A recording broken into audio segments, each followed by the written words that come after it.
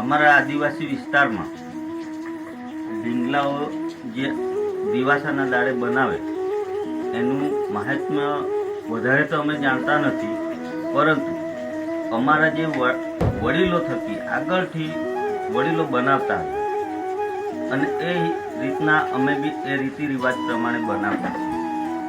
આ ઢીંગલા જે બનાવીએ એ અમારે વિસ્તારમાં, આ બાજુ આદિવાસી વિસ્તારમાં જે કુંવારી છોકરીઓ છે એ છોકરીઓ બનાવે. એ છોકરીઓ ઢીંગલાને બનાવે.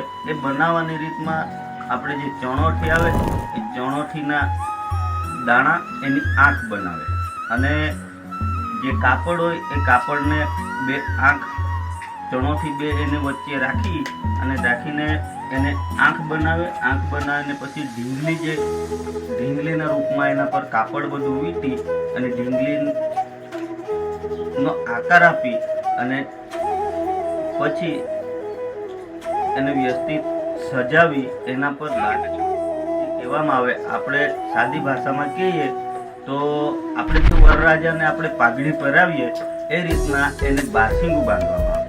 બારસિંગું બાંધી પછી હવે ઢીંગલું બની જાય એટલે આપણે જે પીઠી કરીએ, લગ્નની જે પીઠી કરીએ એ રીતના એને લગ્નની બધી વિધિ કરવામાં આવે.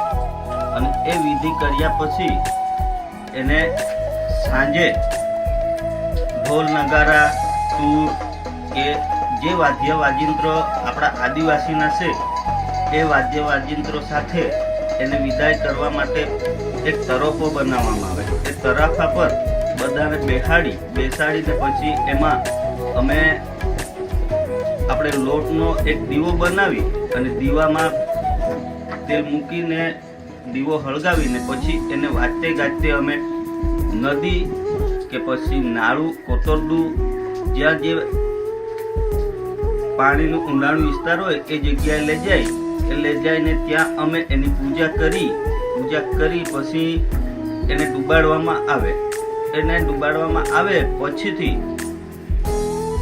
અમે જે ઘરથી આવેલા હોય ઢીંગલા એ બધા ઘરેથી પ્રસાદીમાં જે તે કોઈ બી વાનગીઓ બનાવીને લાવતા હોઈએ એ બધી વાનગીઓ અમે ફળિયાના બધા વહેંચીને ખાઈએ.